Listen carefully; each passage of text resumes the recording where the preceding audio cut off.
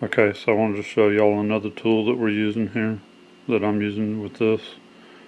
I have a microscope here that I use here at home to look at stuff like this, like these hairs. So these are actually the organic matter. These are actually the black vine moss that I find, which is actually a member of the mushroom family. I have found out recently, after doing a lot of search on the internet and not finding anything on them. And I finally come across somebody that had shared something about it.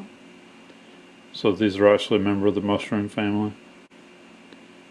But this fooled me because it really felt like a hair. When I was feeling of it with my hand, it really felt like a hair.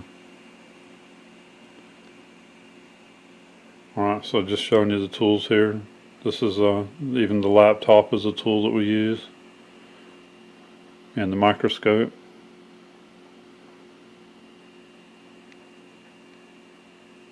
And then here we'll look at these a little bit. So right away I noticed that this is what I call the black vine moss. So it's actually this horsehair fungi. So I noticed it right away because all the hairs that I've looked at with the microscope, I collect a lot of hairs forensically and look at them with the microscope. And I've also looked at a lot of these I call them black vine moss, and some of the other organic materials too that you find on like the cabbage palms and some of the other vegetation like that. So these are actually a vegetation, or I call it organic matter.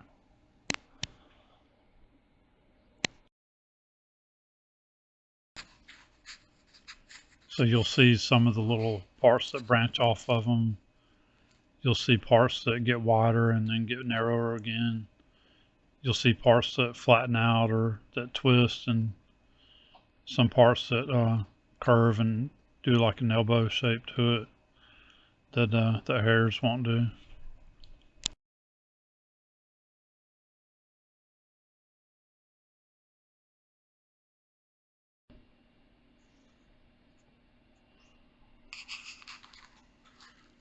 Also, there's no roots on any of these. When you find hairs and pull them off the wire, usually you're going to find a couple of roots on the hairs. You're going to find ends that are not cut, like some of this. Some of this looks like it's broken off.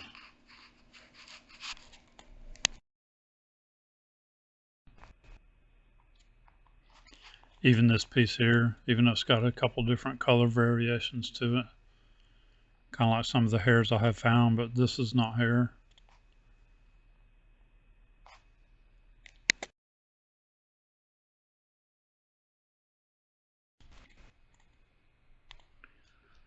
So this ended up not mattering that we were touching it with our fingers anyway.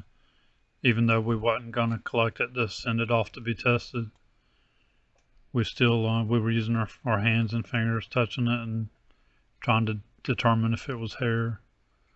So it doesn't really matter now that we were touching it.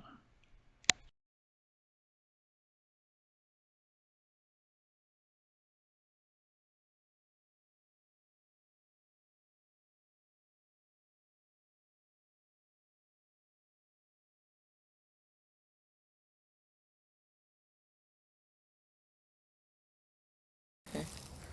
Deer hair. Let me see, where's that? Right here. Oh, okay. Deer hair.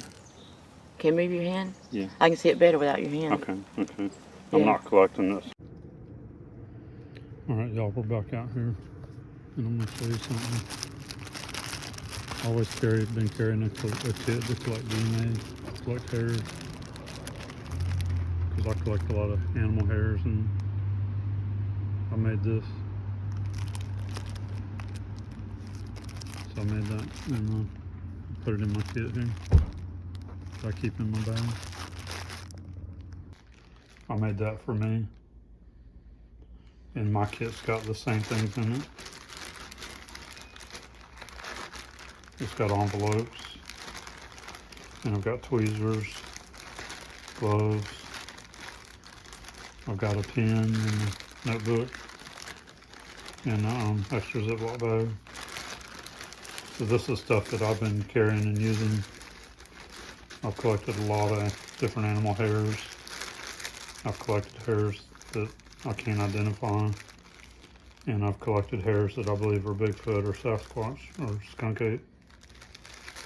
So I wanted to show you that. That's mine that I made for myself.